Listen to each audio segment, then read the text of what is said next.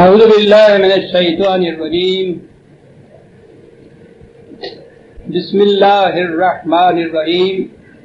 عزیزان من، آج جون 1980 کی 20 تاریخ ہے اور درس کا آغاز سورہ یاسین کی آیت 11 سے ہو رہا ہے، 36/11۔ سورہ یاسین کے متعلق تو میں نے پچھلے درس میں بلکہ اس سے پہلے بھی یہ عرض کیا تھا کہ ویسے تو سارا قرآن ہی حیات آور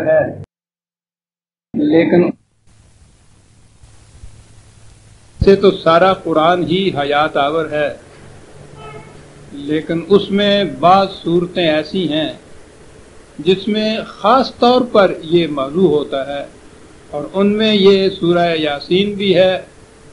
لیکن ہماری بد نصیبی دیکھیے کہ یہ ایسی صورت جو نشید حیات آور تھی اسے ہم نے پیامبر مرگ قرار دے رکھا ہے۔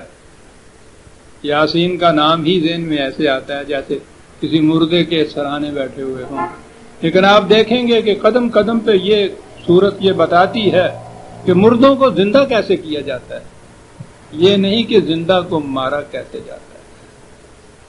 پچھلے درس میں موضوع ہی قریباً یہی تھا کہ قرآن کریم کی روح سے مردہ قوموں کو زندہ کیسے کیا جاتا ہے، اور وہاں ہم نے قرآن کی روح سے موت اور حیات کی تعریف، ڈیفینیشن، خصوصیت بھی بیان کر دی تھی۔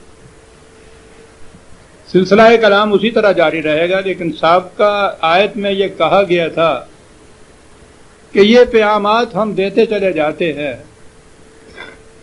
لیکن جو سننا ہی نہ چاہے انہیں یہ پیغام حیات آور کیا فائدہ دیں گے؟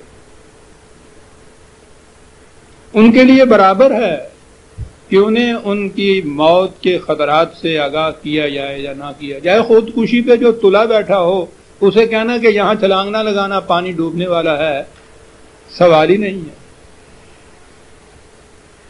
کہا کہ یہ فائدہ ان کو دے گی۔ انما تنذر من اتبع الذکر وخشی الرحمن بالغیب، کہ جو الذکر ہے، یہ چیز جو ان کو ان چیزوں سے آگاہ کرنے کا ضابطہ ہے کہ خطرات کون سے ہیں سفر حیات میں، ان سے وہی فائدہ اٹھا سکیں گے کہ جو اس کے پیچھے پیچھے چلیں گے۔ پرخطر راستے میں اگر آگے چلنے والا آگاہ ہو خطرات سے تو اس کے پیچھے پیچھے چلے جانے والا محفوظ رہتا ہے ان خطرات سے۔ اسی لیے یہاں من اتبع ہے، تبع اور اطاعت میں فرق ہوتا ہے۔ اطاعت تو از خود بھی کسی حکم کی تابعداری یا اوبیڈینس کی جا سکتی ہے، اتباع ہوتا ہے۔ میں کہہ یہ رہا تھا کہ اطاعت تو صرف از خود بھی کی جا سکتی ہے کسی حکم کی، اتباع ہوتا ہے کسی کے پیچھے پیچھے چلنا۔ تو یہ کہا یہ گیا تھا کہ یہ جو سفر زندگی ہے اس میں بہت سے خطرات، بہت سے ایسے مقامات آتے ہیں جہاں سے بڑی حفاظت سے قدم رکھ کے آگے چلنا ہوگا، اور اس کا بہترین طریقہ یہ ہے کہ جو خطرات سے آگاہ تمہارے آگے آگے جانے والا ہو اس کے پیچھے پیچھے چلتے جاؤ۔ اور وہاں صرف الذکر کہا ہے، آگے جانے والا بھی کوئی شخص نہیں ہے بلکہ یہ ضابطہ حیاتی ہے، اس کے پیچھے پیچھے چلتے جاؤ۔ تو وہ جو اس کے پیچھے چلے گا، اور اس کی خصوصیت یہ بتائی وَخَشِيَ الرَّحْمَنَ بِالْغَيْبِ۔ ہمارے ہاں تو اب جیسے آپ سنتے چلے آ رہے ہیں، یہ قرآن کے اصطلاحات جو ہیں ان کے غلط مفہوم نے نہ یہ کہ قرآن کا مفہوم مسخ کر دیا ہے، بلکہ بعض اوقات تو بالکل اس سے الٹ اور الگ معنی اور مختلف معنی سامنے آتے ہیں۔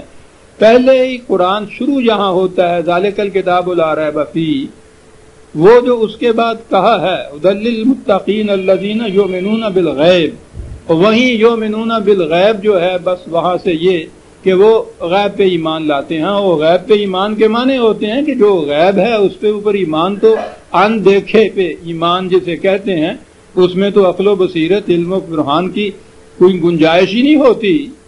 اسی لیے وہاں ایمان بالغیب کے معنی ہوتے ہیں کہ صاحب بس ایمان جو ہے وہ تو ہوتا ایسے ہی ہے کہ بس مان لینے والی بات ہے، وہ تو غیب کا ایمان ہوتا ہے نا۔ قرآن کی روح سے اس غیب کے معنی ہوتے ہیں جو کچھ آپ اس وقت کرتے ہیں اس کا فوری نتیجہ آپ کے سامنے نہیں آتا، کچھ وقت کے بعد جا کے اس کا نتیجہ محسوس شکل میں سامنے آتا ہے۔ قرآن کہتا ہے کہ ہر عمل کا نتیجہ مرتب تو اسی وقت ہونا شروع ہو جاتا ہے، لیکن اگر ابھی وہ تمہاری آنکھوں کے سامنے ویزیبل فارم میں محسوس مرئی شکل میں نہیں آتا، ابھی وہ تمہاری نگاہوں سے اوجھل ہوتا ہے، اور یہ کچھ عرصہ کے بعد جا کر وہ غیر محسوس، غیر مرئی، انویزیبل اس کا جو نتیجہ ہے کچھ وقت کے بعد جا کے اسے مشہود کہتے ہیں، پھر وہ محسوس شکل میں تمہارے سامنے آتا ہے۔ اب یہ جو چیز ہے کہ یہ غلط کام جو کیا ہے اس کا نتیجہ تخریبی نکلے گا، فوراً تو وہ نہیں سامنے آیا، کچھ عرصے کے بعد جا کر وہ محسوس شکل میں سامنے آئے گا، تو فوری طور پر یہ چیز اس پہ یقین کہ یہ غلط کام جو ہے اس کا غلط نتیجہ، تخریبی نتیجہ نکلے گا، اسے کہتے ہیں ایمان بالغیب۔ کسان کا یہ ایمان کہ جو دانہ آج میں نے بویا ہے یہ ایک پیڑ بنے گا یا فصل بنے گی، ایک ایک دانے سے 100 دانے نکلیں گے، یہ اس کا یقین ہے جو 6 مہینے تک اس کو مسلسل اس محنت پر آمادہ کیے رہتا ہے، جس محنت کا محسوس نتیجہ ابھی اس کے سامنے نہیں آتا۔ یہ اتنا عرصہ جو کچھ وہ کر رہا ہوتا ہے مسلسل صحیح و عمل، وہ اس غیب پر ایمان ہے کہ یہ دانہ صحیح تھا، زمین صحیح ہے، قانون زراعت کے متعلق میں کوشش کرتا ہوں، یقیناً اس ایک دانے سے 100 دانے مجھے ملیں گے۔ اس کسان کا یہ یقین ایمان بالغیب کہلاتا ہے، اور ہر عمل تو یہ کہلاتا ہے ایمان بالغیب۔ اپنے ہر عمل کے متعلق یہ یقین کہ یہ نتیجہ خیز ہو کر رہے گا، خدا کے قانون کے مطابق ہے تو تعمیری نتیجہ نکلے گا، اس کے خلاف ہے تو تخریبی نتیجہ نکلے گا۔ ابھی تو نہیں ہے وہ نتیجہ میرے سامنے، لیکن یقیناً نکلے گا، اسے کہتے ہیں غیب پر ایمان۔ کیا کہا خصوصیت ان کی؟ خشی الرحمن بالغیب۔ ترجمہ آپ کے سامنے، یہ وہ خشی اور تقوی اور خوف کے تو ترجمے ہوتے ہیں، وہ میرے سامنے بھی ہے ترجمہ، کسی قرآن سے دیکھیے، وہ ڈرتے ہیں رحمان سے غیب میں، ڈرتے۔ ایک تو وہ ڈر کی جو بات ہے عزیزان ایمان، سب سے زیادہ جو انسانیت کو کچلنے کی چیز ہے وہ ڈر ہے۔ ڈر کا مفہوم نہیں ہے قرآن میں، وہ تو لا خوف علیہم ولا ہم یحزنون، مومنین کی بنیادی صفت بتاتا ہے کہ انہیں کوئی خوف نہیں ہے، ڈر نہیں ہے، حزن تک نہیں ہے، دل کی افسردگی اور کبیدگی بھی نہیں، حزن بھی نہیں ہے کہ جائے کہ خوف ہو، تو وہ تو یہ بتاتا ہے، اور اس کے بعد ہم ہیں کہ قدم قدم کے اوپر ڈرو ڈرو ڈرو ڈرو۔ یاد رکھیے سائیکولوجیکلی، نفسیاتی طور پہ سب سے زیادہ جو کمپلیکسز پیدا ہوتے ہیں، پیچیدگیاں پیدا ہوتی ہیں انسان کے اندر، وہ خوف سے پیدا ہوتی ہیں۔ اور اسی لیے میں بار بار کہا کرتا ہوں کہ بچوں کو کبھی ڈراؤ نہیں، یاد رکھو، یہ جسے ہم ڈر ترجمہ کر دیتے ہیں، ڈر نہیں ہے بات۔ یہی لفظ جو ہے خشی الرحمان۔ عزیزہ نے میں نے ایک بات عرض کر دوں، زندگی کا کچھ پتہ نہیں، بھروسہ نہیں، درس تو آپ سنتے ہیں، درس میں آپ دیکھتے ہیں، میرا بنیادی اصول یہ ہے کہ میں ایک ایک لفظ جو قرآن کا ہے پہلے اس کے معنی متعین کرتا ہوں، متعین نہیں کرتا جو عربی زبان میں نزول قرآن کے وقت جو اس کے معنی تھے وہ آپ کے سامنے لاتا ہوں، اس سے پھر آگے مفہوم مرتب ہوتا ہے۔ تو اس کے بعد بھی، میرے بعد بھی اگر آپ احباب نے قرآن سمجھنا ہو تو میں نے جو طریقہ اختیار کیا تھا اسے اختیار کیجئے گا، فائدہ مند رہے گا۔ قرآن سامنے رکھیے، مفہوم القرآن رکھیے، لغات القرآن رکھیے، جتنے لفظ آئیں قرآن کے جو پہلے نہیں آ چکے، پہلے لغت سے ان کا مفہوم، ان کے معانی دیکھیے کہ کیا ہیں، بنیادی معنی اس کے دیکھیے۔ پھر اس آیت کا مفہوم میرے مفہوم القرآن میں دیکھیے کہ اس مفہوم کو میں نے اس آیت کے اندر کس طرح سے فٹ ان کیا ہے. یہ کرتے چلے جائیے تو آپ دیکھیں گے کہ قرآن سمجھنے میں زیادہ دقت نہیں ہوگی. غور و فکر تو آپ کو خود کرنا ہوگا، وہ تو ہر فرد کا فریضہ ہے، لیکن اس سے سمجھنے کا راستہ آسان ہو جائے گا آپ کے. خشی الرحمن، خشیت کیا چیز ہوتی ہے؟ ڈر جس کا ترجمہ ہے. فصل بو رکھی ہے، اس نے پانی نہیں دے رہا، اس نے خشک ہو جانا ہے. اسی دن خشک نہیں ہوتی، وہ کچھ وقت لگتا ہے. یہ جو کسی پودے کو پانی نہ دینے سے آخر الامر اس نے خشک ہو جانا ہے، یہ جو احساس ہے کہ اگر یہ پانی میں نے نہ دیا تو یہ فصل خشک ہو جائے گی، اسے خشیت کہتے ہیں عربی زبان میں. اب سوچئے کہ ڈرنے میں اور اس میں کتنا فرق ہے. وہ احساس اس کسان کا کہ اگر پانی نہ دیا گیا وقت پہ تو یہ خشک ہو جائے گی میری کھیتی جو ہے، اور پھر اس میں دانے نہیں پڑیں گے، فصل نہیں ہوگی، پھل نہیں آئے گا پودے میں. یہ جو احساس ہے نا اس نقصان کا جو اس کے خشک ہو جانے سے ہوگا، اس احساس کو خشیت کہتے ہیں. کسان کے کاشتکار کے فصل کو پانی نہ ملنے کی وجہ سے وہ جو فصل خشک ہو جائے گی، اس سے جو اس کو نقصان ہوگا وہ اس وقت نقصان نہیں ہو رہا، ابھی کچھ نہیں ہو رہا، لیکن اسے اس کا احساس ہے کہ اگر یہ اس طرح سے خشک ہو گئی تو مجھے یہ نقصان ہوگا. یہ جو اس وقت آنے والے نقصان کا احساس ہے یہ تو ہوگا ایمان بالغیب کہ ہوگا یقیناً، اور یہ جو احساس ہے کہ یہ نقصان ہے اس کو کہیں گے خشیت. کہا کہ اس آب حیات سے فائدہ وہی اٹھائے گا جسے یہ احساس ہو کہ اگر اس پودے کو، اگر اس فصل کو وقت پہ یہ پانی نہ دیا گیا تو یہ خشک ہو جائے گی فصل، اور آخر الامر میرا اتنا نقصان ہوگا. یہ اے رسول جو تم کہہ رہے ہو ان لوگوں سے کہ بابا وقت پر پانی دیا کرو، اس سے وہی فائدہ اٹھائے گا جو اس کا احساس کرے کہ اگر پانی نہ دیا تو کیا ہوگا. بات سمجھ میں آ گئی کہ یہ ڈرنے میں اور اس میں فرق کتنا ہے. ڈرنے کا تو خارجی علاج ہو سکتا ہے خوف کا، اس کا علاج تو پانی دینے سے ہی ہوگا، چوکیدار بٹھانے سے نہیں ہوگا. کہا یہ ہنسی، اور جو ایسا کرے فبشر ہو بمغفرت واجر کریم، جو ایسا کرے اور پانی دینا شروع کرے اسے کہو کہ تمہاری کھیتی محفوظ بھی رہے گی اور پھر ایسا معاوضہ تمہیں دے گی. وہ تو اس قسم کے معاوضوں کو اجر کریم کہتا. ابھی میں عرض کروں گا یہ کریم کیا بات ہے. باعزت رزق، رزق کریم کہا ہے قرآن نے جہاں بھی یہ چیز کہی ہے. جسے ہم رزق حلال کہتے ہیں وہ اسے رزق کریم کہتا ہے. باعزت روٹی، روٹی تو ملتی ہے، ایک روٹی وہ ہوتی ہے جو شرف اور عزت بیچ کر لی جاتی ہے. قرآن کی روح سے وہی رزق حرام ہوتا ہے. رزق حلال کی جگہ وہ رزق کریم کہتا ہے. قرآن ہے، حدیثان من قرآن ہے. جس روٹی میں عزت بھی باقی رہتی ہے، شرف بھی باقی رہتا ہے، وہ رزق حلال ہے. باجر کریم. اور آ گئی بات جسے میں شروع میں کہا کرتا کہ انا نحن نحیی الموتى، وہی بات میں نے کہا یہ تو ساری صورت اس سے بھری پئی کہ آؤ تمہیں ہم بتائیں. جہاں سے بات شروع کرو گے وہ مردہ قوم ہوگی، وہ پہلے ہی اگر زندگیوں سے شراسا ہے وہ قوم تو آگے بڑھنے والی ہے، چلنے والی ہے. ہم تو اس قوم کا ذکر کر رہے ہیں جو موت مردہ ہے، جس پہ موت طاری ہے. ہم جو پروگرام تمہیں دے رہے ہیں نحن نحیی الموتى، مردوں کو زندہ کرنے کا سبق ہے اس کے اندر. تو اور فرمایا جو میں نے کہا تھا کہ سورہ یاسین پیغمبر حیات نحیی الموتى.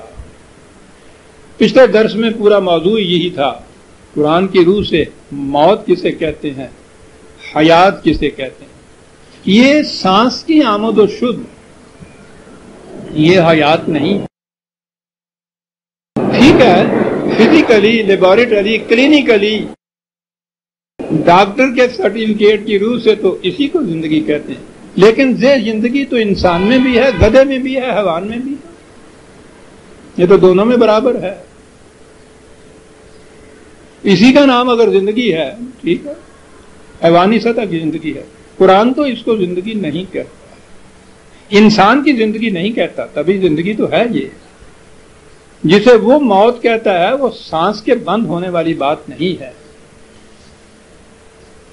پھر ہمارے سامنے آگے وہی اقبال کے جو ان چیزوں کو جیسے میں نے عرض کیا ہے اس طرح سے کس انداز سے بات کر جاتا ہے، کہتا ہے کہ کھول کے کیا بیان کروں سر مقام مرگ و عشق، وہ حیات جو ہے باشرف اس کو عشق سے تعبیر کرتا ہے۔ کھول کے کیا بیان کروں سر مقام مرگ و عشق، عشق ہے مرگ باشرف، مرگ باشرف، شرف اور عزت و تکریم کی موت جو ہے وہ ہے زندگی، اور مرگ حیات بے شرف، حیات بے شرف، یہ ہے موت۔ بنیادی چیز انسانیت کی عزیزان مان تکریم آدمیت، وَلَقَدْ كَرَّمْنَا بَنِي آدم، ہم نے ہر بنی آدم کو واجب التکریم پیدا کیا ہے، یہ بنیادی خصوصیت ہے بنی آدم، آدمی ہونے کی جہت سے، مدارج تو آگے آئیں گے اعمال کی روح سے۔ ہر فرد انسانیت، ہر بنی آدم، ہر آدمی صرف آدمی ہونے کی جہت سے، انسان کا بچہ ہونے کی جہت سے واجب التکریم ہے، یہی شرف انسانیت کہلاتا ہے، اس کی عزت۔ قرآن کریم نے اس کے مقابلے میں جو شدید ترین عذاب کہا ہے وہ ہے خزین فی العذاب فی الحیات دنیا، دنیا میں ذلت کی زندگی بدترین عذاب ہے، عذاب مہین بھی اسے کہا ہے، جس میں شرف باقی نہ رہے۔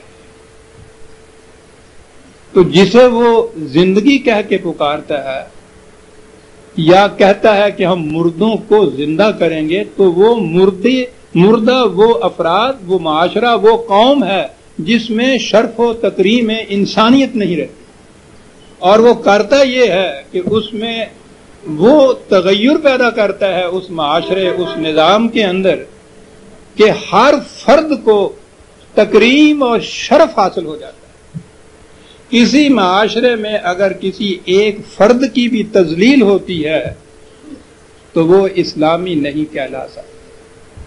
یہ جسے کہتے ہیں نا بنیادی حقوق انسانیت، فنڈامنٹل ہیومن رائٹس، جس کے چارٹر اتنے بڑے بن رہے ہیں اور یو این او بھی شائع کر رہی ہے، تفصیل تو اس کی قرآن نے اپنے مقام میں دی ہے، بنیاد وہ یہاں سے ہے کرمنا بنی آدم، ہر انسان واجب التکریم ہے انسان ہونے کی جہت سے، یہ اس کا انٹرنسک حق ہے انسان ہونے کی جہت سے۔ اگر یہ حق اس سے نہیں دیا جاتا تو آپ اس سے حق انسانیت چھین رہے ہیں۔ تذلیل انسانیت جسے اسے کہا، سنگین ترین جرم ہے یہ، جسے اس نے یہ عذاب ہے۔ یہ جو زندگی ہے، کھانا پینا، افزائش نسل کرنا اور مر جانا، ہمارے ہاں تو اسی کا نام زندگی ہے نا، اور یہ کامیاب زندگی ہے کہ اللہ کا بڑا شکر ایسا ہے، بڑی اچھی زندگی گزاری، کامیاب زندگی رہی۔ جیسا میں کہا کرتا ہوں، نوکری کی بڑی عزت کی نوکری، نوکری بڑی عزت کی نوکری، کیا بات ہے، اس خود فریبی کے نمانے، عزت کی نوکری کی، پینشن ملی، گھر آ گئے، بال بچوں کی پرورش کی، اللہ کا شکر ہے، بچے اپنی اپنی جگہ نوکر ہو گئے ہوئے ہیں، وہ بھی سب کچھ ہے، کھانے کو مل رہا ہے، آرام ہے، گھر بھی ہے، ٹھیک ہے، آخری وقت عاقبت کی بھی تو فکر کچھ ہونی چاہیے۔ اب میں اپنا وقت اللہ میں گزارتا ہوں، بڑی اچھی زندگی ہے، اللہ اس قسم کی زندگی ہر ایک کو نصیب کرے، اور اس کے بعد مر جانا ہے۔ کیا کہوں، اب آپ کیا کار نمایاں کر گئے، سر سید کہہ رہا ہے، او اکبر الآبادی کیا کارے نمایاں کر گئے، بی اے کیا، نوکر ہوئے، پینشن ملی اور مر گئے. کارے نمایاں، اس پہ تو ہم ہنسے ہیں. ہر ایک کو اپنا کارے نمایاں یہی نہیں بتاتے کہ اللہ کا شکر ہے بڑی اچھی زندگی ہے، بڑا احسان ہے اس کا. آؤ پوچھیں زندگی اور موت کے معیار جس نے مقرر کیے ہیں اس سے پوچھیں کہ یہ زندگی کیا ہے جسے اتنے فخر سے بیان کیا جاتا ہے. 47/12 47/1 کھول کے بات کہی تو شاید آپ برداشت ہی نہ کر سکیں، لیکن کہنی تو پڑتی ہے. والذین کفروا یتمتعون ویاکلون کما تاکل الانعام. ایک زندگی یہ ہے کھایا پیا، زندگی کے سامان سے فائدہ اٹھایا اور مر گئے. یہی ہے نا جو میں نے ابھی عرض کیا. الفاظ موجود ہیں، کہیں سے اس کا ترجمہ دیکھ لیجئے گا. یہی ہے، یہ ہے ایک زندگی. ٹھیک ہے جی، زندگی تو ہے. پہلی چیز تو یہ کہ یہ زندگی کن لوگوں کی ہے. میں نے عرض کیا ہے نا کہ یہ چیز یہی اگر کھول کے بیان کی جائے تو ہم برداشت ہی نہ کریں، لیکن نہیں، ہم تو اس کی عادی ہو گئے. اسی تو ٹھٹھیاراں کے کبوتر ہو چکے ہوئے آگے نہ تڑکیا نہ ساڑا کچھ نہیں بگڑ. وہ کہتا ہے والذین کفروا، یہ کفار کی زندگی ہے. وہ بابا ناراض تو نہ ہو، میں تو نہیں کہہ رہا، یہ کفر کی زندگی ہے. اس لیے کہ یہ انسانی سطح کی زندگی نہیں، حیوانی سطح کی زندگی ہے. ہر حیوان کی زندگی یہی ہوتی ہے. وہ حیوانی سطح کی زندگی کو کفر کی زندگی کہتا ہے. اور نتیجہ والنار مثوی لہم، جہنم. جس زندگی کو ہم فخر سے کامیاب زندگی قرار دیتے ہیں اس زندگی کو وہ کفر کی زندگی کہتا ہے، مآل اس کا جہنم بتاتا ہے. اس لیے کہ اس ساری زندگی میں جسم کی پرورش ہے جو حیوان اور انسان میں قدر مشترک ہے. حیوان کا بھی جسم ہوتا ہے، اس کی پرورش ہوتی ہے. وہ جو انسان شرف ہے وہ حیوان کا نہیں ہوتا، وہ انسان کی زندگی کا ہوتا ہے. اس سارے پروگرام میں شرف انسانیت کا ذکر نہیں آ رہا، تبھی زندگی کی نشو و نما کا اور پرورش کا ذکر آ رہا ہے. کہا اگر مقصود یہی ہے تو ٹھیک ہے، یہ کفر کی زندگی ہے، مآل اس کا جہنم ہے. جو اس وقت ساری دنیا کے اندر آگ بھڑک رہی، جنہوں نے یہی مقصود حیات رکھا، ٹھیک ہے. مثالیں دیے جاتے ہیں جی فلاں اسٹیٹ جو ہے اس کو دیکھیے، ویلفیئر اسٹیٹ، وہاں افراد سے کھانے پینے کو ملتا ہے، کوئی بھوکا نہیں ہوتا. ٹھیک ہے، یہ بڑی ضروری چیز ہے، لیکن ان سے بھی پوچھو سب سے زیادہ خودکشی کا ریٹ ان قوموں کے اندر اور ان مملکتوں کے اندر ہے، وہ بھی جہنم کے اندر ہیں. اس لیے کہ وہ جو سطح اونچی ہونی تھی حیوانیت سے وہ تو وہاں بھی اونچی نہیں ہوئی ہے. یہ جو ہے جسے میں نے شرف انسانیت کہا، یہ ان چیزوں کو ویلیوز یا اقدار کہتے ہیں. ویلیو کوئی قیمت کی چیز، یہ اقدار ہیں وہ جن سے شرف انسانیت حاصل ہوتا ہے. حیوانات میں اقدار نہیں ہوتی. بیل بھوکا باہر نکلتا ہے، جو کھیت سامنے آتا ہے اس سے وہ چارہ چر لیتا ہے، اسے اپنی بھوک مٹانی ہے. کفر کی زندگی ہے بیل کی زندگی، کہ جہاں سے کھانے کو ملے کھایا. یہ بات کہ اپنے مالک کے کھیت سے کھانا ہے، غیر کے کھیت سے نہیں کھانا، یہ انسانیت کی سطح ہے. اسے کہتے ہیں ویلیو. جائز اور ناجائز کی تمیز، حرام اور حلال کا فرق، اور اس میں معیار یہ کہ جس فعل سے، جس کام سے شرف انسانیت کی تاکیر ہوتی ہو وہ حرام، ناجائز، کفر، اور جس سے اس کی تعمیر ہوتی ہو وہ جائز، حلال، اسلام. یہ چیز جو ہے کفر کی زندگی، کفر اور ایمان کا فرق تو انسانیت کی سطح کے اوپر ہوتا ہے، حیوان کی سطح پہ تو نہیں ہوتا. اور یہ جو ہے زندگی کا منتہا یا مقصد کھایا پیا افزائش نسل کی اور مر گئے تو یہ تو حیوان کا ہے. اس لیے اسے قرآن کفر کی زندگی کہتا ہے. مال اس کا جہنم بتاتا ہے کیونکہ اس میں ویلیوز یا اقدار کا ذکر نہیں آتا. یہ انسانیت کی زندگی ہے. قرآن جو کہتا ہے کہ مردہ قوم کو ہم زندہ کرتے ہیں تو اس کے معنی یہ ہوتے ہیں کہ جن اقوام نے اپنا زیست کا مقصود ہی یہ رکھا ہے جو کفر کی زندگی ہم کہہ رہے ہیں جس میں شرف انسانیت تقریم آدمیت کا ذکر نہیں آتا، یہ موت ہے حقیقت میں، انسانیت کی زندگی نہیں ہے.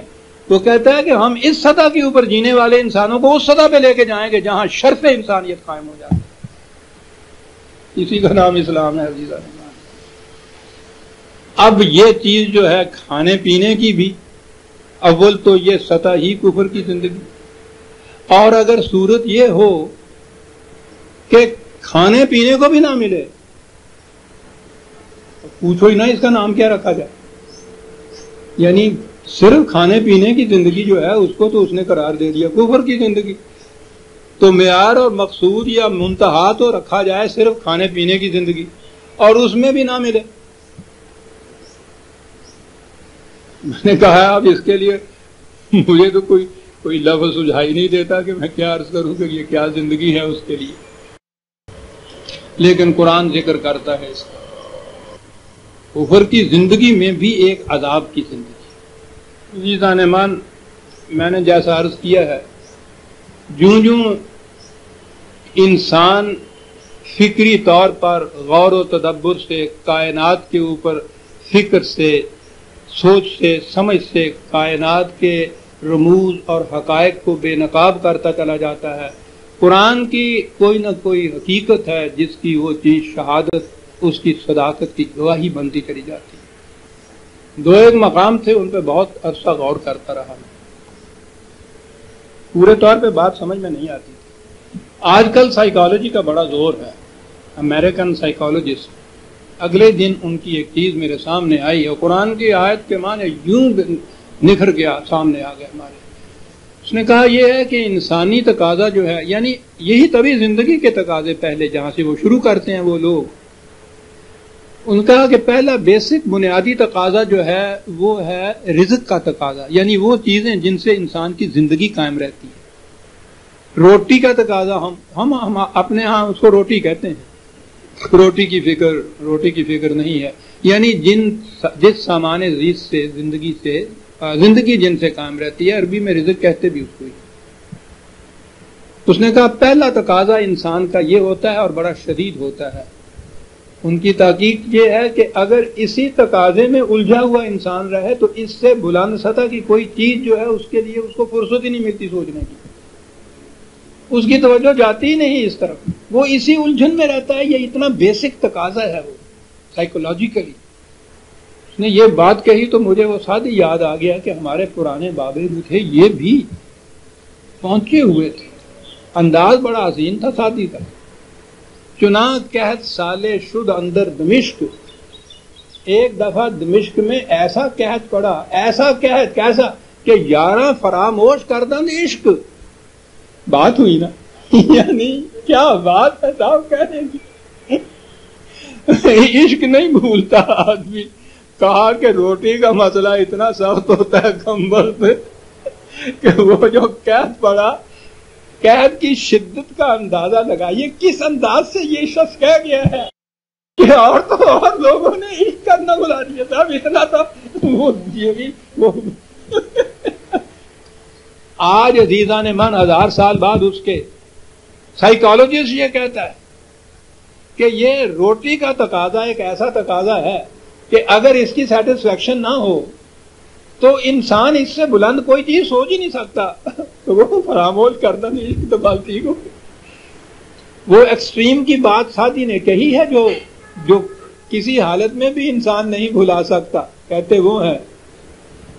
لیکن شدت جو ہے روٹی کے تقاضے کی وہ ایسی ہے اس سے بھی بھلاتا ہے. اور یہ سائیکالوجسٹ کہتے ہیں کہ اس زمانے میں کچھ اور سوچ ہی نہیں سکتا. ٹھیک ہے. اگلی بات اس نے کہی ہے کہ جب روٹی کی طرف سے مطمئن ہوتا ہے تو اگلا تقاضا ہوتا ہے اس کو تحفظ کا، سیکیورٹی کا، کہ حفاظت حاصل ہونی چاہیے۔ اگر اس کو روٹی تو ملی ہے، حفاظت نہیں ہے، پھر بھی اس کی یہی کیفیت ہوگی، کچھ نہیں اور سوچ سکتا، ہر وقت خوف دامن گیر رہے گا اس کو۔ وہ کہتا ہے کہ یہ دو تقاضے پورے ہو جائیں تو جسے تم ویلیوز کہتے ہو نا، اس کے متعلق انسان پھر اس قابل ہوتا ہے کہ سوچے کہ ویلیو کیا ہوتی ہے۔ عجیب لوگ ہیں یہ۔ تو اس نے کہا یہ جو تم وعظ اور نصیحتیں کرتے رہتے ہو کہ صاحب انسانوں کو جرائم پیشہ نہیں ہونا چاہیے، قانون کا احترام کرنا چاہیے، اخلاق حسنہ ہونے چاہیے، سیرت و کردار بلند ہونی چاہیے، اس نے کہا کہ جو جی میں آئے کرتے رہو۔ جس شخص کو ان دو تقاضوں کی طرف سے یقین کامل نہیں ہوگا کہ اس کو یہ حفاظت حاصل ہے، وہ سوچ ہی نہیں سکتا اقدار کے متعلق یا ویلیوز کے متعلق۔ اس نے یہ کہا، قرآن کی دونوں آیتیں جو میرے سامنے تھیں نکھر کے سامنے آ 16/112 مثال دے کے بات سمجھا رہا ہے۔ ضرب اللہ مثلا قریۃ کانت آمنۃ مطمئنۃ یاتیھا رزقھا رغدا من کل مکان۔ مثال کے طور پہ کہتا خدا ایک بات کو سمجھاتا کہ ایک تھی بستی، ایک تھی قوم، ایک نہایت امن میں تھی، اطمینان میں تھی۔ دو لفظ ہیں، امن اور اطمینان۔ روٹی کی طرف سے اطمینان، خوف کے مقابل میں سیکیورٹی کی طرف سے امن، دونوں چیزیں حاصل کی، ہر طرف سے فراواں رزق میں ملتا تھا۔ فَكَفَرَتْ بِأَنْعُمِ اللَّهِ، خدا کی ان نعمتوں سے انہوں نے کفران برتا۔ میں اس کی تشریح نہیں کرتا، بات آگے ہے۔ تو کیا ہوا؟ فَأَذَاقَهُ اللَّهُ لِبَاسَ الْجُوعِ وَالْخَوْفِ بِمَا كَانُوا يَصْنَعُونَ۔ وہ جو بناوٹ کی زندگی بسر کرتے تھے اور کفران نعمت کی انہوں نے خدا کی، پردے ڈال کے رکھے، ڈھانپ کے رکھا جو کچھ ان کو دیا تھا، عام نہیں کیا نو انسانی کے تمتع کے لیے۔ نتیجہ اس کا یہ کہ وہ خوف اور بھوک کے عذاب میں مبتلا ہو گئے۔ اس سے اونچی سوچ ہی ختم ہو گئی قوم کی۔ یہ کئی دفعہ یہ چیز جو تھی، میں نے عرض کیا کہ میں تو ایک مقام پہ کھڑا ہو جاتا ہوں قرآن کے، سوچتا رہا کہ یہ چن کے دو چیزیں قرآن نے کیوں کہی ہیں؟ اور بھی بہت سی عذاب کی تو بڑی شکلیں ہوتی ہیں، یہ خاص طور پہ دو شکلیں جو تھیں۔ آج سائیکالوجسٹ کہتا ہے کہ بنیادی تقاضے ہی دو ہیں، ان میں اطمینان حاصل نہیں ہوتا، اگلی بات ہی نہیں ہوتی۔ اور اس سے عزیزان ایمان یہ تھی 16/112، اور اس سے آگے آئی بات جہاں سمجھ میں آئی۔ کیا بات؟ سورہ قریش جسے کہتے ہیں 106، لإلاف قریش إیلافہم، قریش کے متعلق یہ کہا۔ یہاں وہ بات آئی کہ ان دو بنیادی تقاضوں کی طرف سے اطمینان حاصل ہو جائے تو پھر جسے آپ اقدار کہتے ہیں، ویلیوز کہتے ہیں، اس کے سوچنے کے یا اس کے عمل کرنے کے قابل اس وقت ہوتا ہے انسان۔ اس حسین انداز میں قرآن نے یہ بات کہی کہ قریش کو اتنی نعمتیں ہم نے دی، ان کے کارواں در کارواں گرمی میں، سردی میں، صحراؤں میں، میدانوں میں پھرتے تھے۔ عربوں کے ہاں کسی کا کوئی قافلہ محفوظ ہی نہیں رہا کرتا تھا۔ کہا ان کو ہم نے وہ سیادت اور امامت دی ہے، ان کے قافلوں کی طرف سے کوئی بری نگاہ سے دیکھتا تک نہیں۔ کتنا بڑا اطمینان۔ کہا کہ فَلْيَعْبُدُوا رَبَّ هَٰذَا الْبَيْتِ الَّذِي أَطْعَمَهُم مِّن جُوعٍ وَآمَنَهُم مِّن خَوْفٍ۔ جب خدا نے انہیں بھوک کی طرف سے مطمئن کر دیا، خوف کوئی رہا نہیں ہے، اس کی طرف سے سیکیورٹی حاصل ہو گئی، تو اب کون سی چیز مانے ہے کہ خدا کی اقدار کی طرف یہ نہ آئیں؟ اللہ اللہ۔ وہ دونوں تقاضے جو ہیں جو اور خوف کے، بھوک اور سیکیورٹی کا، یہاں وہ کنایا ہے کہ یہ جب پورے ہو گئے ہیں تو اب کون سی چیز باقی ہے کہ فَلْيَعْبُدُوا رَبَّ هَٰذَا الْبَيْتِ الَّذِي۔ اب کیوں نہیں یہ آتے عبودیت خداوندی کی طرف؟ عبودیت خداوندی کے تو معنی ہیں اقدار خداوندی کا اتباع ہے. تو گویا اس نے وہاں عذاب قرار دیا ہے خوف اور بھوک کو کہ جو قومیں اسی کے اندر الجھ جائیں وہ تو آگے چل ہی نہیں سکتے. وہ مل جائے اور نصب العین زندگی یا مقصود حیات ہو وہی کہ کھایا پیا افزائش نسل کی تو مر گیا تو کفر کی زندگی ہے. لیکن کم از کم اس نے کہا حیوان کی زندگی صحیح قال نام، لیکن بہرحال ان چیزوں سے اطمینان تو ہے. تو آگے جو زندگی آتی ہے جس میں قال یعبدوا والا اتباع کرنا ہے، اس نے کہا کہ یہ پہلے دو تقاضے پورے ہوں گے تو پھر اس قابل ہوگا انسان کی ان کے متعلق کچھ سوچے. اس لیے قریش کو پہلے یہ کہا کہ یہ دو چیزیں ہم نے پوری کر دی ہیں تمہارے لیے، اب کون سی چیز باقی ہے تم جو ادھر نہیں آتے. اب آ گئے ہم عزیزان من انا نحن نحیی الموتى، ہم مردہ قوموں کو زندگی عطا کرتے ہیں. کیا عطا کرتے ہیں؟ رزق اور تحفظ کی طرف سے کامل اطمینان. پہلی چیز اس اطمینان کے بعد مقصود حیات وہ کفر کا نہیں کہ اینیمل لیول کی زندگی ہے صرف کھانے پینے کو، یعنی کھانے پینے کی اہمیت کو کم نہیں کیا، بیسیکلی کہا کہ یہ پہلے بنیادی چیز یہ ہے ضروری، لیکن یہ تو بنیاد ہے، بنیاد کو عمارت تو نہیں کہتے. صرف بنیاد کے تلے بیٹھ کے آپ نہ گرمی سے محفوظ رہ سکتے ہیں، نہ بارش سے، نہ چور سے، نہ چکیتی سے، اوپر اس کے تو عمارت بنانی ہوتی. یہ بنیاد ہے. اس کے اوپر کہا کہ یہ حاصل ہونے کے بعد اب انسانوں کی کیفیت ہوگی کہ یا تو کفر کی زندگی ہوگی کہ مقصود حیات ہی اتنا ہے اور مطمئن ہے کہ اللہ کا شکر ہے بڑی اچھی زندگی ہو سکتی ہے، اور ایمان کی زندگی یا مومن کی زندگی یہ ہے کہ پھر اقدار خداوندی سامنے آئے. جب یہ آئے گا تو پھر مردہ زندہ ہوگا. پھر یہ قوم اس قوم کو ہم زندہ قوموں میں شمار کریں گے.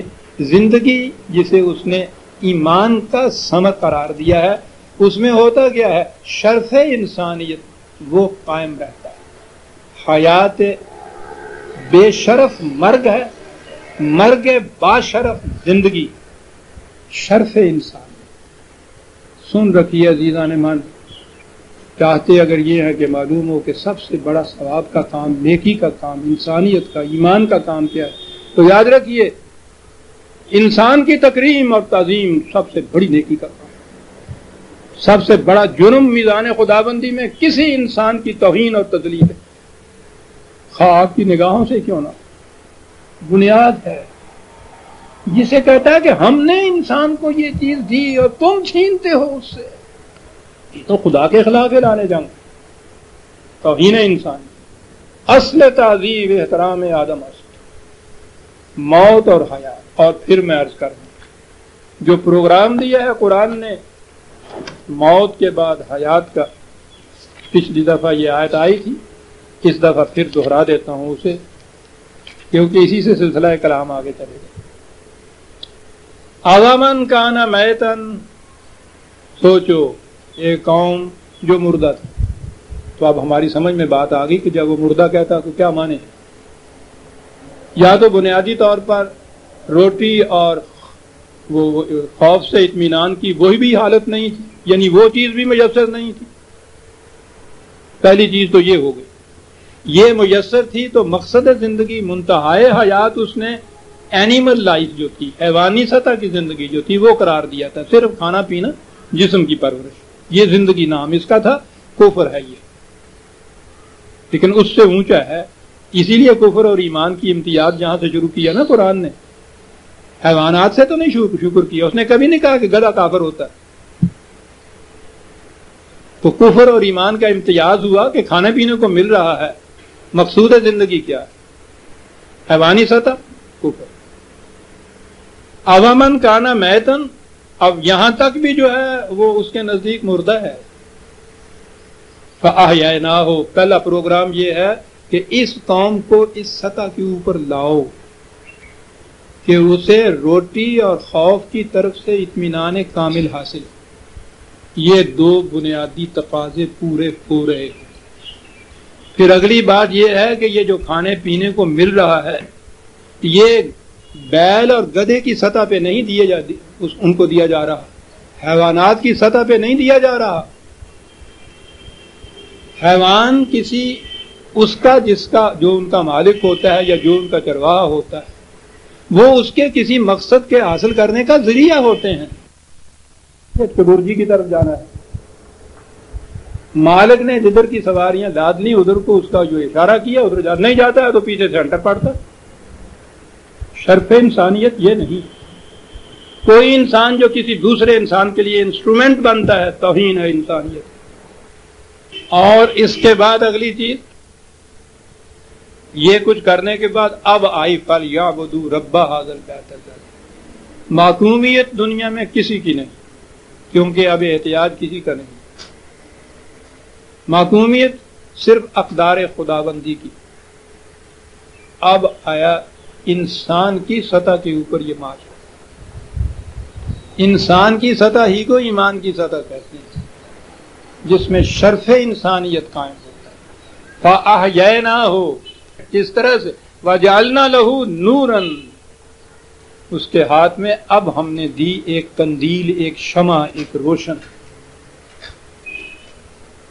انسانیت کی سطح پہ پہنچا کے قرآن کام کچھ دیتا ہے. لِتُنذِرَ مَن كَانَ حَيًّا قرآن نے کہا ہے، رسول اللہ سے کہا ہے کہ قرآن تمہیں دیا جاتا ہے تاکہ جو لوگ انسانیت کی زندہ سطح کے اوپر آ چکے ہیں انہیں تو صحیح راستہ کی طرف رہنمائی کرے، انہیں کرے. وہ نیچے کی 2 منزلوں کے لیے نہیں ہے. یہ بھوک اور خوف کے عذاب میں مبتلا ہے تو بنیادی تقاضے ہی نہیں ہے.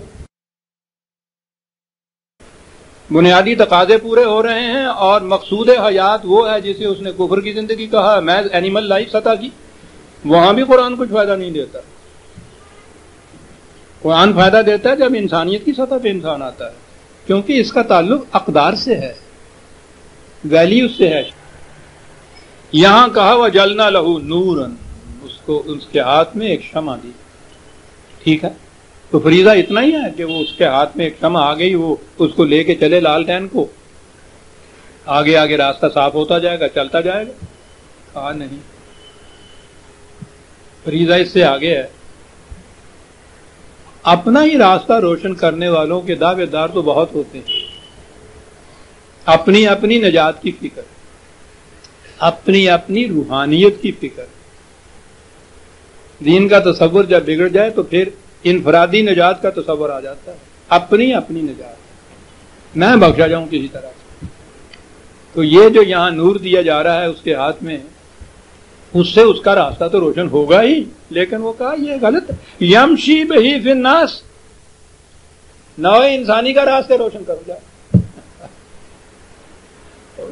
یہ شہادت گاہ الفت میں قدم رکھنا ہے. لوگ آسان سمجھتے ہیں مسلمان ہونا. شمع بردار جو ہے اس کا فریضہ بہت بڑا آگے جاتا ہے. اور اگر اس شمع کو لے کے، لالٹین کو لے کے اندھیری رات میں آپ چلیں اور لالٹین رکھیں پیچھے، تو اگلا راستہ پہلے سے بھی زیادہ تاریک ہو جاتا ہے. کچھ پہلے تاریک، کچھ تمہارے اپنے سائے سے تاریک. ماضی آپ کا پچھلا راستہ روشن ہوتا رہے. مذہب میں تقلید یہ کرتی، ماضی بڑی درخشندہ، حال و مستقبل تاریک سے تاریک تھا. اور اگر کسی کو کوئی فکر ہے انفرادی نجات، فریضہ ہے یمشی بہی فی الناس. کہا کیا یہ قوم زندگی کی سطح کے اوپر قندیل قرآنی ہاتھ میں اپنے راستے بھی روشن، انسانیت کی راہوں کو روشن کرتے ہوئے چلے جانے والے، یہ ان کے مانند ہو جائیں گے جو تاریکی میں رہتے ہیں، لیسا بخارج من، اور اس تاریکی سے نکلنا ہی نہیں چاہتے. چمگادڑ کی نسل ہو گئے، انہیں سکون ہی میسر تاریکی میں ہوتا ہے. سورج سب سے بڑا دشمن ہوتا ہے ان کے تو بس میں نہیں ہوتا، سورج چڑھنا ہی نہ دیں. وہ ان کے بھی بس میں نہیں ہے. خدا کا سورج جو ہے قرآن وہ چڑھتا ہے، ان کے بس میں نہ ہو تو چڑھنا ہی نہ. لیسا بخارج من کذالک زین للکافرین ما کانوا یعملون. اور یہ کچھ کرتے ہیں اور وہ سمجھتے ہیں کہ بڑا ہی نمایاں کر رہے ہیں، بڑا نیکی کا کام کر رہے ہیں. مزین ہو جاتے ہیں ان کے اعمال ان کی نگاہوں میں تاریکیوں میں رہنے والے.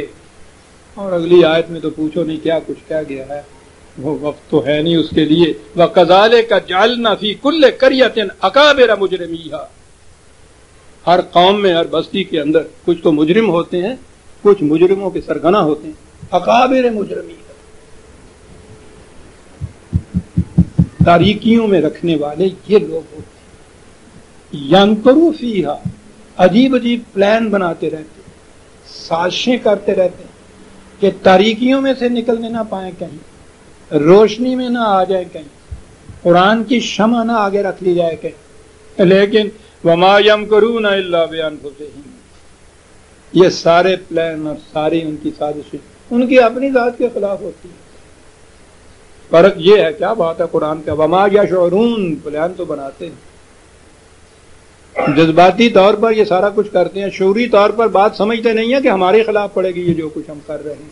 بات یہ تھی کہ یہاں پہنچنے جی ریفرنس 6/123 سے 124.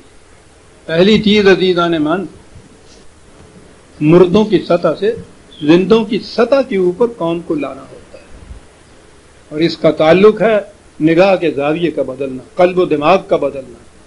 تطہیر فکر اس کے لیے کہا جائے گا.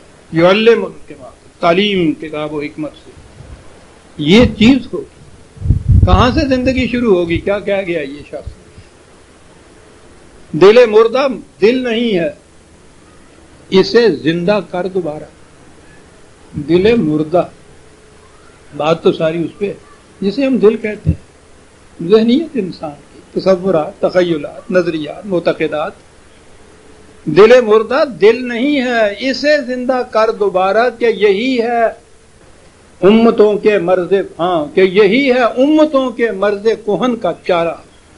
امتوں کے، قوم میں حیات تازہ آپ پیدا نہیں کر سکتے جب تک کہ افراد کے اندر پہلے تطہیر فکر نہ کریں.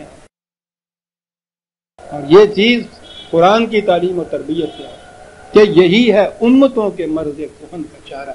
انا نحن نحیی الموتى. تو جب یہ زندگی کی سطح کے اوپر پہنچتے ہیں، نشانیاں ان کی کیا بات؟ نشان یہی ہے زمانے میں زندہ قوموں کا کہ صبح و شام بدلتی ہیں ان کی تقدیریں. لیکن وہ تو عجیب معیار دیتا ہے قرآن، آپ کے سامنے رکھتا ہے. وَنَكْتُبُ مَا قَدَّمُوا وَآثَارَهُمْ. جسے قرآن کہتا ہے نا ہم لکھتے جاتے ہیں، اس کے معنی یہ ہوتا ہے کہ زمانے کی ریگ رواں پہ ثبت ہوتا جاتا ہے یہ سارا ان کا جو عمل، ان کا پروگرام، ان کے پلان اس قوم کے، وہاں یہ ثبت ہوتا جاتا ہے. کیا؟ ما قدموا، انہوں نے فیوچر کے لیے کیا کیا.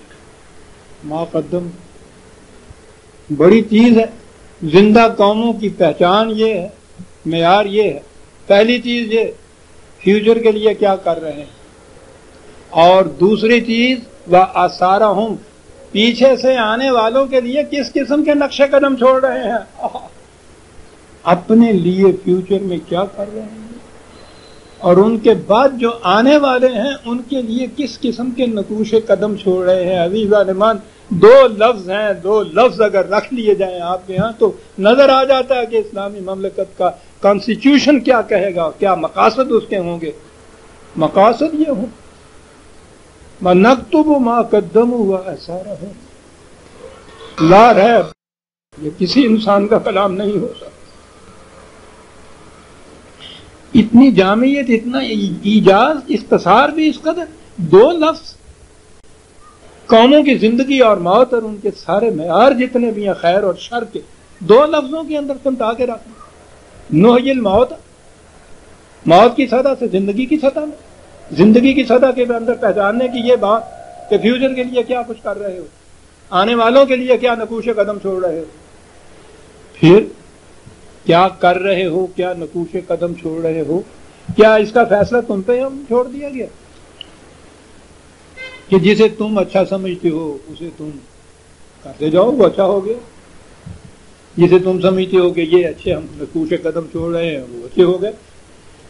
کہا یہ کیا تمہارے اوپر اس کا فیصلہ ہوگا، تم خود فیصلہ کرو گے.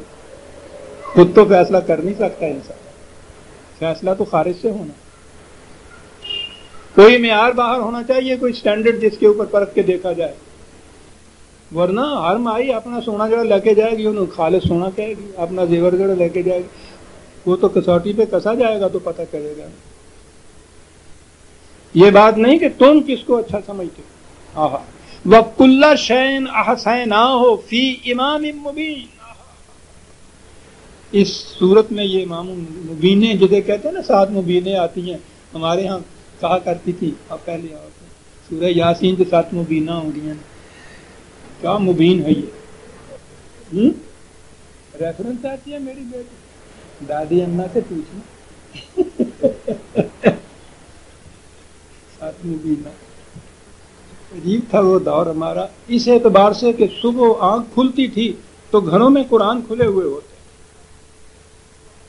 ٹھیک ہے، قرآن کی آواز تو آتی، ہمارے گھروں میں تو رزق حلال بھی تھا، اماں جی چکی بھی پیستی تھی، قرآن بھی کھلا ہوتا تھا۔ تو یہ جو مبینیں ہیں نا، وہ گرا کرتی تھی سورہ یاسین کی تلاوت کر کے، پتہ نہیں ہر مبین کے اوپر کچھ پھونک مارتی تھی یا پانی کا گھونٹ پیتی تھی، تو 7 مبینیں ہوتی۔ امام مبین کل شین آسینا فی امام مبین۔ عزیزان امام سوچیے کہ وہ آبجیکٹو سٹینڈرڈ خاصی معیار کیا قرار دیتا ہے ماپنے کا۔ لفظی ترجمہ تو اس کے ہر چیز کو ہم محفوظ کر لیتے ہیں ایک کتاب میں جو بیان واضح کر دینے والی۔ یہ محفوظ کر لینا تو جسے آپ کہتے ہیں اعمال نامہ، یہ وہ ہے۔ یہ امام کا لفظ یہ ٹھیک ہے، قرآن کریم نے اعمال نامے کے لیے بھی اس لفظ کو استعمال کیا، اس اصطلاح کو، اس لیے میں نے کہا نا کہ قرآن کی تو ہر بات اس لیے ہوتی ہے، اس لیے کہا جاتا ہے، اس لیے وہ بتاتا ہے۔ ابھی میں نے غیب کے متعلق کہا تھا کہ جو عمل اس وقت سرزد ہوتا ہے وہ کہتا ہے تم اسے آگے بھیج دیتے ہو، جب وہاں پہنچو گے تو اس کا نتیجہ تمہارے سامنے آئے گا۔ عمل ہمیشہ انسان کے آگے آگے چلتا ہے، جو کیا ہے اس نے وہ آگے گیا، 4 قدم پہ نتیجہ آ جائے، 10 پہ آ جائے، آگے چل گیا ہے، وہ آگے چلتا ہے۔ امام کے معنی چونکہ آگے چلنے والا ہوتا ہے، اس لیے اس نے اعمال نامہ کے لیے بھی یہ اصطلاح استعمال کی ہے۔ وہ تمہارے اعمال جو آگے گئے، جا کے دیکھ لینا ایک نتیجہ کیا نکلتا ہے۔ اور وہ آگے میں عرض کروں گا، طائر کا لفظ قرآن نے استعمال کیا، کیا بات ہے اس کی، وہ پرندہ جو ہاتھ سے نکل گیا، واہ واہ واہ، جو عمل سرزد ہو گیا نکل گیا ہاتھ سے، اب نہیں پکڑا جاتا، وہ نتیجہ برآمد کر کے، اس لیے طائر بھی کہا ہے آگے جانے والا۔ لیکن یہاں تو بات ہی اور ہو رہی ہے۔ امام کہتے تھے عربی زبان میں عرب لوگ، آپ کو پہلے بھی بتا دیتا ہوں، یہ معمار دیوار جو بناتے ہیں بڑا ضروری ہوتا ہے یہ دیکھنا کہ دیوار سیدھی اٹھ رہی ہے، اگر اس کا ایک ردہ بھی کہیں کسی طرح سے ٹیڑھا ہو جائے تو اس کے بعد ساری دیوار ٹیڑھی ہو جائے۔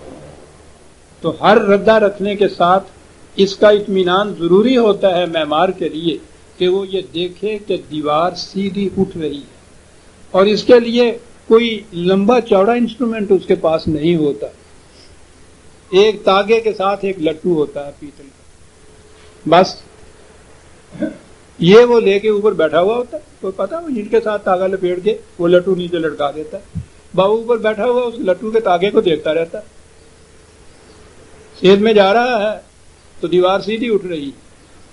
یہ معیار، یہ پیمانہ ہوتا ہے دیوار کے پرکھنے کا کہ وہ سیدھی اٹھ رہی ہے یا کہیں سے ٹیڑھی ہو گئی ہے۔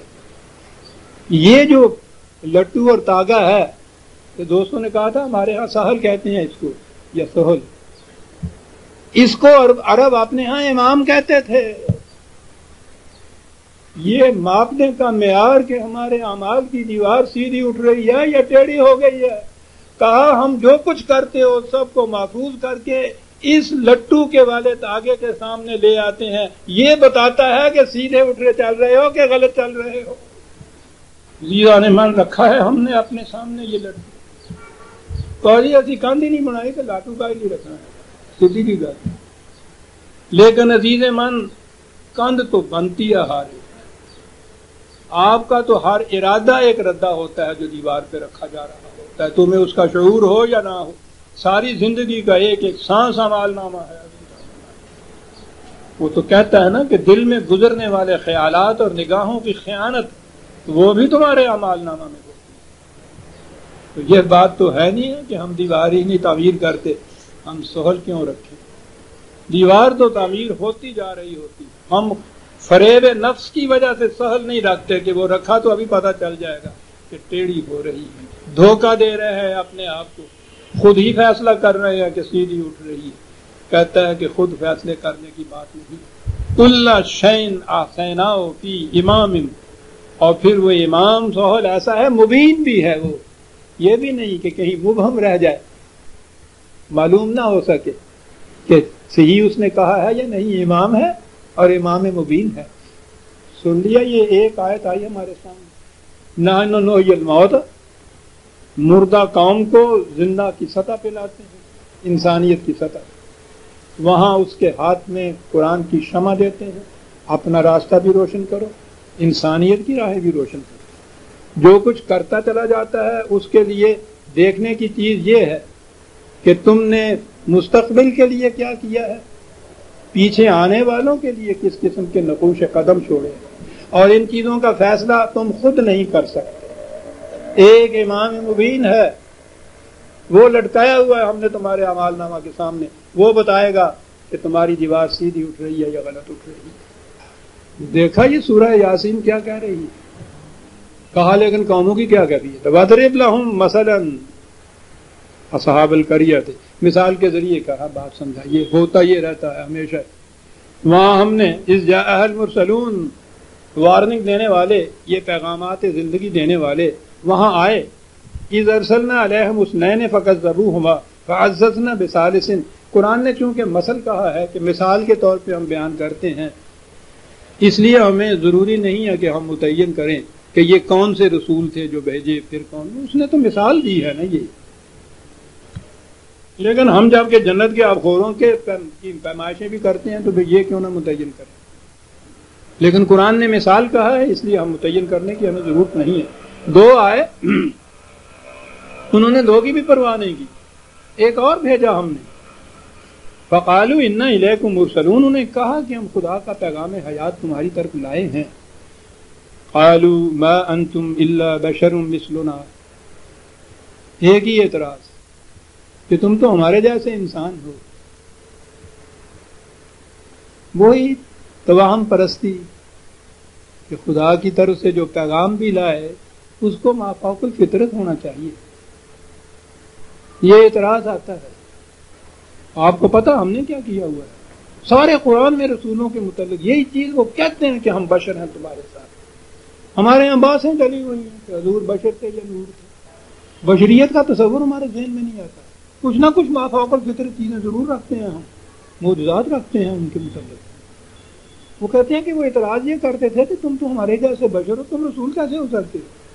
وہی ہمارا غیر شعوری طور پہ ہم یہ کر، اس کا نام ہم نے بھی تکریم، عزت، احترام، تقدس، ناموس رسالت، عام انسانوں جیسے عام انسان نہیں، کچھ اونچے. اب درجے کی بات ہے، کوئی تھوڑے سے اونچے، کوئی پھر وہاں تک پہنچ کے اونچے. وہی جو مستوی عرش ہے خدا ہوگا، اتر پڑا وہ مدینے میں مصطفیٰ ہوگا. بشر جب نہ مانا جائے تو پھر تو چل سوچا کہاں تک پہنچے گا.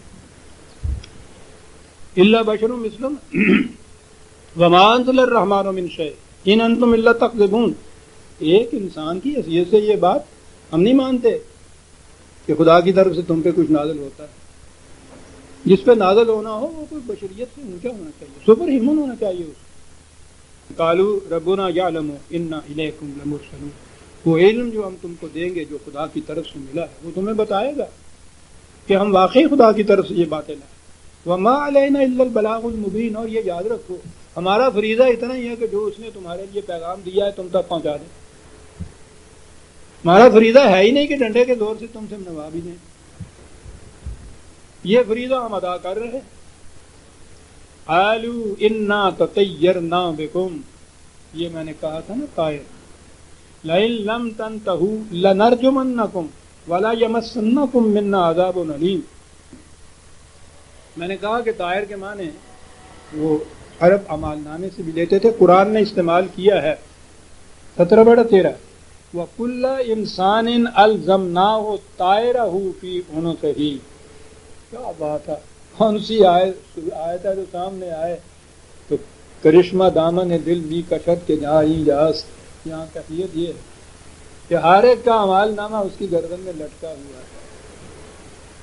آگے یہ ہے کہ اب تو وہ لپٹا ہوا ہے جسے تم قیامت کہتی ہو، وہ اتنا ہی ہو جاتا ہے کہ لپٹا ہوا ہے کھول دیا جائے. یہ قیامت ہوگی. بات میں صرف طائر کی کہہ رہا ہوں. وہ لوگ یہ کہتے تھے،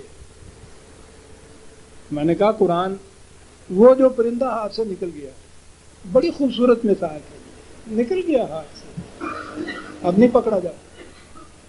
وہ عرب اس چیز کو جو غلط قسم کے اعمال ہوتے تھے نا، ان کے لیے استعمال کرتے تھے اس چیز کو، اور کہتے تھے کہ نحوست اس کی وجہ سے آتی ہے انسان، بد روح ہیں جن کو وہ کہا کرتے تھے.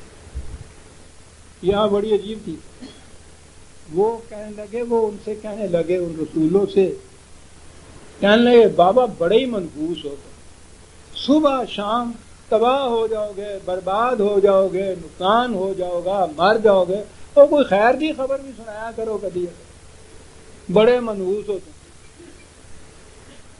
یعنی خطرات سے آگاہ کرنے والا وہ جو نہیں مانے گا بات تو وہ یہی کہے گا نا کہ بڑے منحوس ہو تم، جب سے آئے ہو اسی قسم کی خبریں سناتے ہو تم کہ تباہ ہو جاؤ گے، برباد ہو جاؤ گے. اور جو خودکشی کرنے چلا جا رہا ہو اس سے یہ کہے گا کہ نہیں تو بہت زندہ رہو گے، منصب پاؤ گے، معراج پہ پہنچو، تو یہی کہو گے نا کہ مر گئے، تو وہ کہے گا کہ بڑے منحوس ہو تم، منحوس ہو. کہا کہ اس نحوست سے باز آؤ. تنگ آ گئے ہم سن سن کے روز تمہاری یہ بات ہے کہ مر جاؤ گے، تو اگر تم باز نہ آئے تو یاد رکھو یا تو تمہیں گاؤں سے نکال دیں گے یا یہیں سنسار کر دیں گے. ہوتا ہی یہ ہے. جو بھی کسی مجرم سے یہ کہتا ہے کہ اس سے باز آ جاؤ، اس کی سزا بڑی سخت ہوگی، تو سب سے پہلا دشمن اس کا یہی ہوتا ہے. اور قوموں میں ہوتا ہی ہے. آپ کسی کو قرآن کی دعوت دے کے دیکھیے تو صحیح، پھر آپ کے ساتھ ہوتا ہے کیا؟ یا گاؤں سے نکال دیں گے یا یہیں سنسار کر دیں گے. وَلَا يَمَسَّنَّكُم مِّنَّا عَذَابٌ أَلِيمٌ. یاد رکھو سخت اذیت پہنچے گی تمہیں یہ جو باتیں ہمارے خلاف تم کر رہے ہیں. خطرات سے آگاہ کرنے والے کے ساتھ یہ ہوتا ہے. قَالُوا طَائِرُكُم مَّعَكُمْ. کہا نحوست جسے تم کہتے ہو وہ باہر سے کہیں سے نہیں آتی، نہ ہماری وجہ سے، وہ تو تمہارے اندر سے بول بول کے کہہ رہی ہے کہ نحوست موجود ہے. تو یہ جسے ہم کہتے ہیں نا وہ منحوس ہے. سعد و ناس، پھر وہ ستارے ہوتے ہیں ان سے گنتے ہیں ہم، وہ برج حمل میں چلا گیا اور برج پتہ نہیں کہاں.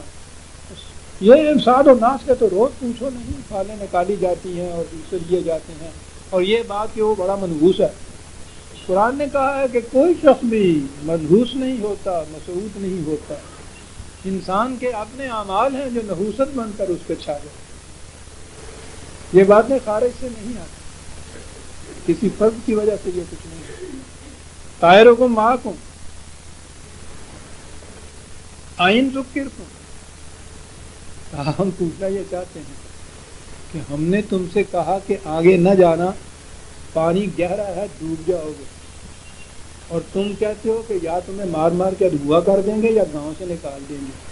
کہا کہ کیوں جی، میں نے اس لیے تمہیں آگاہ کیا تھا کہ آگے نہ جاؤ مر جاؤ گے کہ تم مجھے مار مار کے دھواں کر دو گے. سوچو تو صحیح کہ میں کیا کہہ رہا ہوں، تم کیا کر رہے ہو. بھل انتم قوم مسرفون.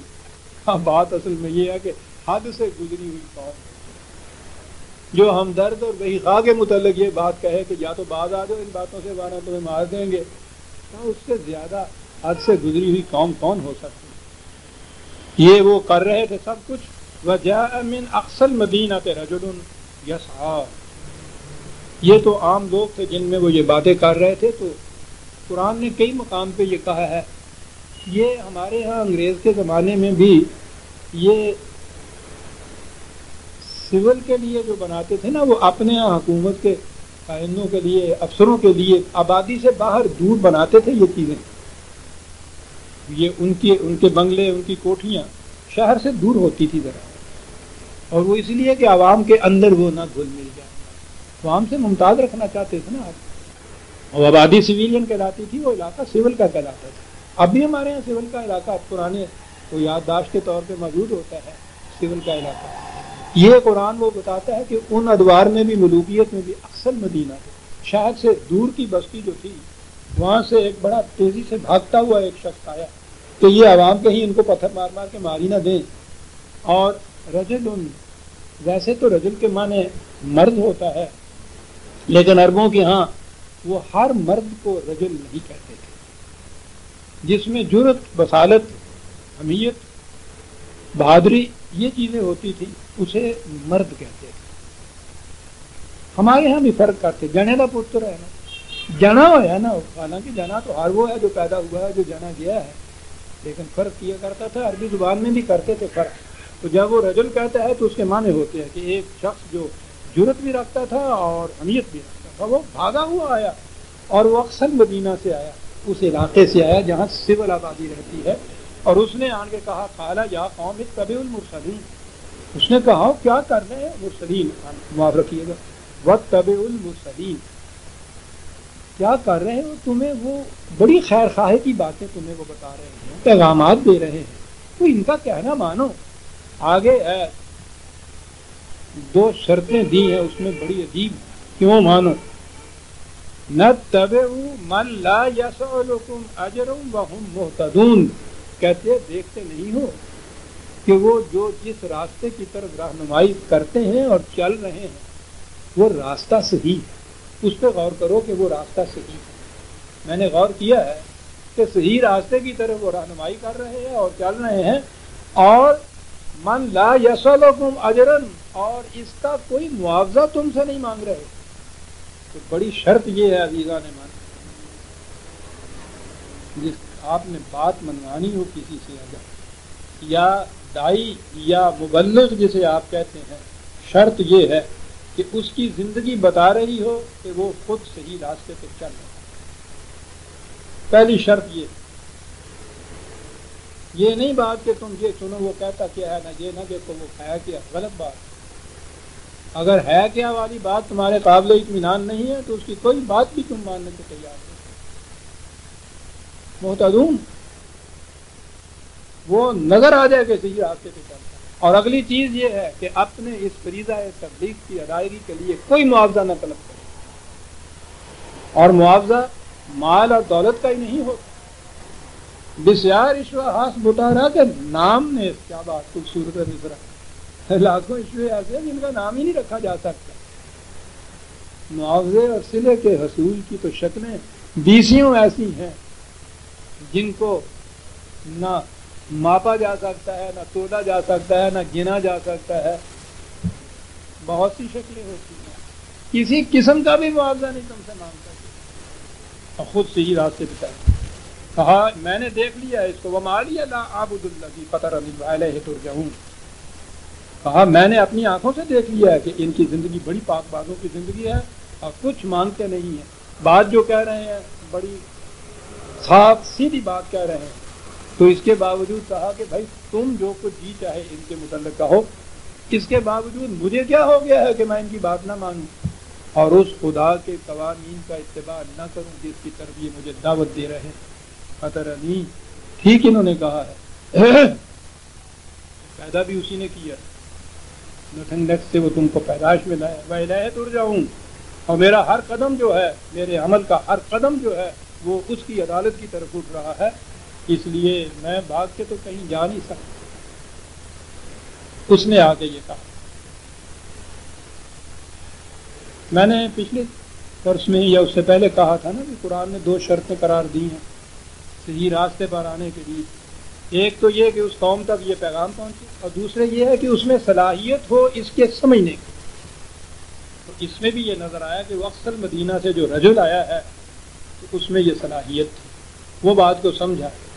اس نے آ کے اس بات کو مانا نہیں، اور اس نے یہ کہا کہ اتخذ من دونہ آلہۃ ان یریدن الرحمن بضر لا تغنی عنی شفاعتهم شیئا ولا ينقذون۔ کہا کیا یہ جن قوانین خداوندی کا ذکر یہ کر رہے ہیں، ان کو چھوڑ کے ان کی خلاف ورزی کر کے میں اور انسانوں کے قوانین اور ان کی ہدایت اور ان کے راستوں کے اوپر چلوں تو اس کا جو نقصان مجھے ہوگا اس کی تلافی کون کر سکتا؟ یہ بتاؤ مجھے۔ وہ کہہ رہا ہے کہ سینکیاں کھاؤ گے تو ہلاک ہو جائے، یہ کہتا ہے کہ نہیں کچھ نہیں بگڑے۔ محترم، میں پوچھنا یہ چاہتا ہوں کہ وہ جو میں نے کھایا اور اس کے قانون کے مطابق جو ہلاکت ہوئی، اس کا ازالہ کون کرے گا؟ مجھے اس کا اطمینان پہلے دلانا، ورنہ دلیل و برہان کی روح سے تو تمہارے پاس کوئی چیز نہیں ہے جس سے تو کہو کہ نہیں اسے چھوڑو اور یہ جو ہم کہتے ہیں اس کو مانو۔ یہ غلط بات، مجھے کوئی نہیں چھڑا سکے گا۔ انی اذا لفی ضلال مبین، اگر اس بین دلیل کے بعد بھی میں غلطی راستہ اختیار کروں تو ایک تو غلط راستہ اور پھر کھلے ہوئے غلط راستے پہ۔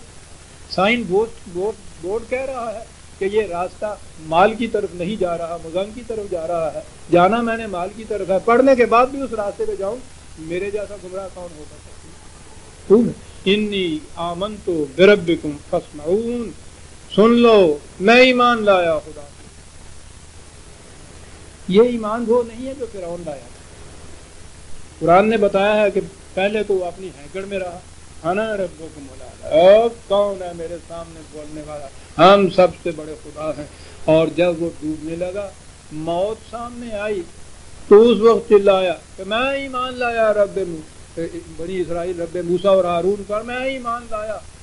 قرآن کہتا ہے اس کے جواب میں، خدا کی طرف سے جواب ہے، اور لعنت ہے تجھ پر، در کفر ہم پختہ نہیں ذنار در رسول کفر میں تو پختگی دکھاتا، موت کے ڈر سے ایمان لاتے ہو، اس کو ایمان کہا جائے گا؟ جاؤ جہنم۔ کیا بات ہے، موت کے ڈر سے ایمان، اس کو مسترد خدا کر رہا۔ ایمان یہ ہے جو یہ کر رہا ہے، کوئی ڈر نہیں کسی قسم کا، بلکہ ڈر یہ ہے کہ یہ قوم میرے پیچھے پڑ جائے گی۔ انی آمنت بربکم، اور پھر یہ کہ فاسمعون، چوری چھپے نہیں ہے کچھ میں کر رہا، سن رکھو کہ میں ایمان لایا۔ انداز قرآن کا عجیب ڈرامائی ہوتا ہے۔ اس نے یہ اعلان کیا اور خدا کہتا ہے کہ ادھر سے ہمارے قانون مکافات عمل نے اعلان کیا، قیل ادخل الجنہ، کہا ہو یا جنت میں داخل ہو جا۔ بڑا خوبصورت انداز ہوتا ہے قرآن کا، ورنہ جنت میں تو کہیں باہر میں جا کے داخل ہونا کیا بات ہے، اسی وقت آؤ جنت میں داخل ہو۔ یہاں ایک لفظ آیا ہے اور میں اگلے درس پہ یہ ساری چیزیں لاؤں گا۔ اعلیٰ وہ جو جنہوں نے نہیں مانا، جو تباہیوں کی طرف جا رہے ہیں، تباہ ہونے والے، ان میں سے الگ ہوا ہے، انہیں گالی نہیں دیتا، انہیں برا نہیں کہتا۔ قال یا لیت قومی یعلمون، اور وائے افسوس، ایک میری قوم سمجھ سکتی ہے کہ جو وہ کر رہے ہیں اس کا نتیجہ کیا ہے، جس کی طرف میں دعوت دے رہا ہوں اس کا مال کیا ہے۔ یاد ہے،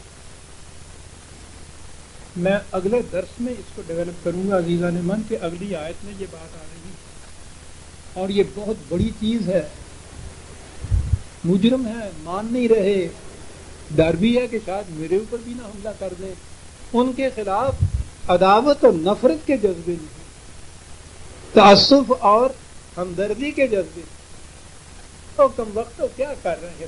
یاد ہے ایک آش قومی یعلمون، میری قوم کو علم ہوتا، علم جاہل ہے، بما غفر لی ربی وجعلنی من المکرمین، ایک کاش انہیں علم ہوتا کہ اس ایمان کے صلے میں خدا کی طرف سے کیا کچھ ملتا ہے۔